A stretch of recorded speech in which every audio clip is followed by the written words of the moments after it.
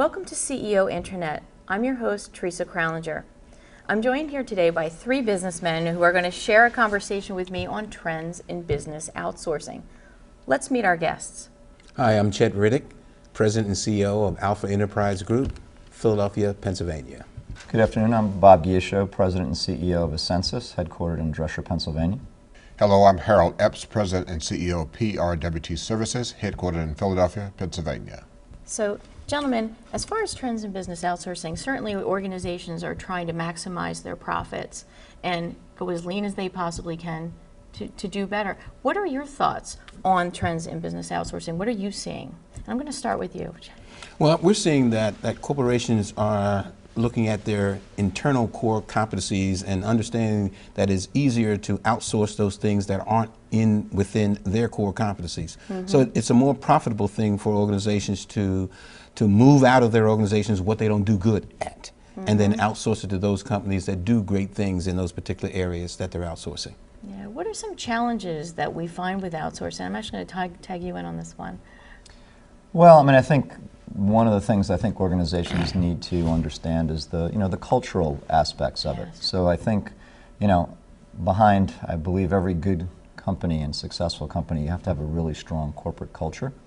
And I think it's important, if you are going to outsource, to select a provider that will be a very, very good cultural fit and will, understand what drives success for your organization, so that they in turn can step into your shoes, can interact with your clients or interact with your employees in a manner that reflects well upon your organization. Absolutely, because you want them to be integrated with your company, even though they are a separate company.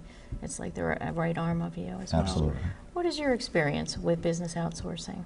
Well, a lot of our company is directly in that business, and what we're finding now is, for a lot of reasons, at least in North America, people are looking at returning jobs to our shores that were historically offshore.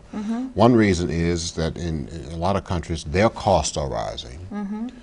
Number two, we've moved so much offshore that the level of customer satisfaction had diminished to the breaking point.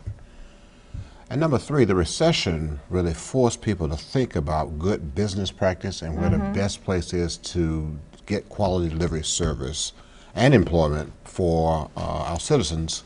And as a result of all that, more opportunity is being provided to companies like ours to have an opportunity to participate in the business. And as Chet said, more companies are focused on their core competencies. Therefore, right now, offshoring. The business of providing opportunity is increasing, and in fact, the issue of growth is rising at a pretty phenomenal clip right now. Well, based on your experience, there's obviously some wins that are involved with doing this. You're going to get some benefits from it. What are some lessons learned along the way that you could share with an organization that might be considering doing some outsourcing?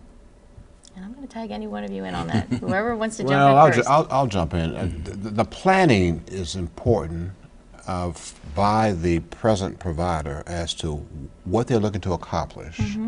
And as discussed previously, the impact of transformation to a provider needs to be understood as the impact it's going to have on the culture. Because the existing employees are going to be affected one way or the other. And they need to understand what's in it for them in order for them to be willing participants in the new model. We find that being the biggest impediment to the transition and the biggest impediment to success, because the employees that are presently doing the work can impede the progress or destroy it if they choose to. Yeah. Other lessons learned, and thank you, lessons learned and best practices from your experience, Bob.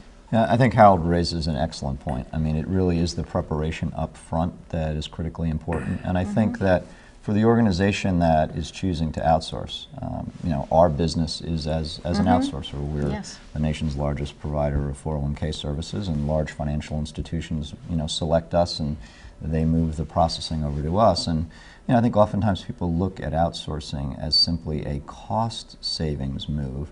But I think it really, it can really be a true investment.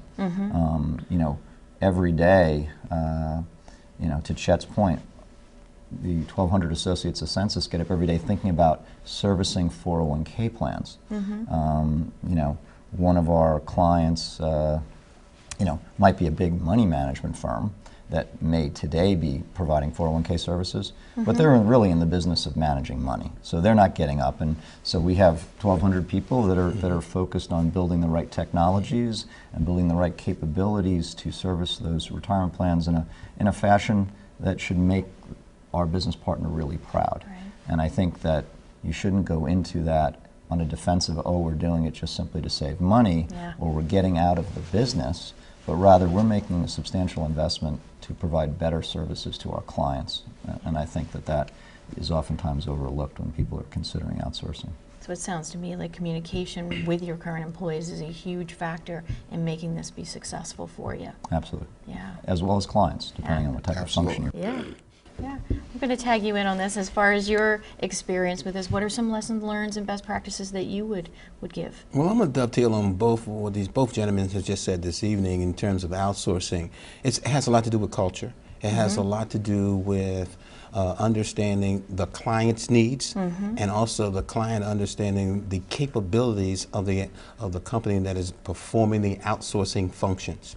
It's important that those things are married together extremely well. Because in today's business time, et cetera, companies cannot afford to do it wrong. They only get one shot. When you go through a lengthy implementation, it's a lot of cost involved in the implementation.